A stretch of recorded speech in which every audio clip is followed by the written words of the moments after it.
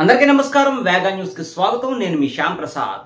కాకినాడ జిల్లా పిఠాపురం శ్రీపాద శ్రీవల్లభ మహాసంస్థానంలో శ్రీ దత్త జయంతి సప్తాహ మహోత్సవాలు శుక్రవారం శాస్త్రోక్తంగా ప్రారంభమయ్యాయి. ఈ ఉత్సవాలలో భాగంగా శుక్రవారం దత్తాత్రేయ స్వామివారికి గ్రామోత్సవం కన్నుల పండుగగా సాగింది.